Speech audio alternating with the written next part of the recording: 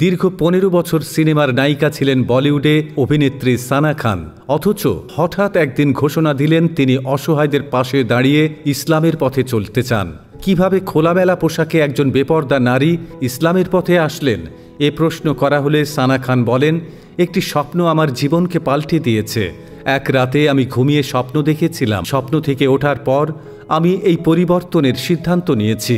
যেহেতু স্বপ্নটা আমি দেখেছি, নিশ্চয়ই আমার প্রভু মহান আল্লাহ তাআলা চান না আমি আর এই সকল নাচ গানের জগতে থাকি। হয়তো আমার প্রভু চান আমি নিজেকে একজন নেককার বান্দা হিসেবে গড়ে তুলি। প্রশ্ন করা হয়, আপনি কি দেখেছিলেন স্বপ্নে?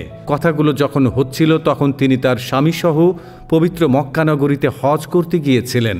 সানা বলেন, আমি চাই এই পৃথিবীর সকল নায়িকারা যারা বর্তমানে নাচ গানের দুনিয়া ছেড়ে আসতে পারছেন না, যারা নিজেদের দেহ প্রদর্শন করে আমার মতো পাপের জগতের মরীচিকা থেকে বের হতে পারছেন না, তারাও যেন এরকম একটি স্বপ্ন দেখেন।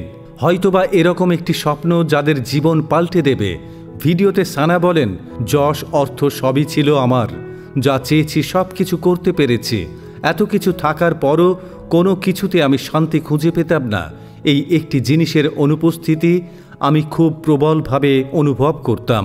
আমি সিনেমাতে অভিনয় করেছি, অনেক টাকা কামিয়েছি, আমার অনেক দামি গাড়ি ছিল, বাড়ি ছিল, ব্যাংকে অনেক টাকা ছিল, কিন্তু আমার জীবনে কোনো শান্তি ছিল না। আমি আত্মার শান্তি খুঁজে পেতাম না।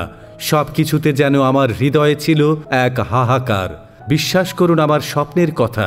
একদিন রাতে শুটিং থেকে এসেছি, যখন আমি ঘুমিয়ে পড়ি তখন হঠাৎ আমি দেখতে পেলাম কবরের মধ্যে আমি পুড়ে ছাই হয়ে যাচ্ছি। আমি এত জোরে চিৎকার করছি, কিন্তু আমার মুখ দিয়ে কোনো শব্দও বের হচ্ছে না। এরপর ঘুম ভাঙলে আমি একটু পানি খেলাম, মুখ ধুলাম এবং তারপর আমি আল্লাহকে ডাকতে শুরু করলাম। তারপর এক সপ্তাহ আমি সকল কাজ থেকে নিজেকে দূরে রাখলাম আর নিজে নিজে অনুশোচনায় ডুবে গেলাম। আমি ভাবলাম, যাদের জন্য আমি এত কিছু করছি, আমার অর্থ সম্পদ যাদের আনন্দের জন্য ব্যয় করছি, আমার জ্বলন্ত কবরে তারা কেউ আমার সঙ্গী হবে না।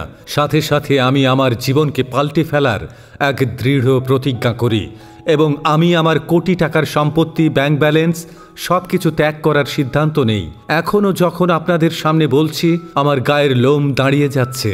আমি এখনও ভয় পাই সেই স্বপ্নের কথা মনে হলে। অনেকে বলেছিল, তুমি এত সুন্দর ক্যারিয়ারকে নিজ হাতে ধ্বংস করবে। আমি বলেছিলাম, দেখো, জীবন ধ্বংস করার থেকে ক্যারিয়ার ধ্বংস করাটা অনেক ক্ষেত্রেই শ্রেয়। যে ক্যারিয়ার আমার অন্তিম জীবনে কোনো কাজে আসবে না, যে ক্যারিয়ারে আমার পরকালে কঠিন শাস্তির মুখে ফেলবে, সেখানে তুমি আমাকে সাহায্য করতে পারবে না। আলহামদুলিল্লাহ, আমার জীবন পরিবর্তন হয়েছে। আমি এখন গুনাহমুক্ত নই, কিন্তু আমি চেষ্টা করছি প্রতিনিয়ত দিনের পথে থাকার জন্য। আর হ্যাঁ, ওই স্বপ্নটা আমি পুনরায় দেখেছিলাম, তবে তখন আমি দেখেছিলাম যে আমি কবরের মধ্যে খুব ভালো আছি। আমার চারপাশে ফুলের বাগান রয়েছে। আমি বিশ্বাস করি ইনশাআল্লাহ মৃত্যুর আগের দিন পর্যন্ত আমি কালেমার উপর টিকে থাকতে পারবো।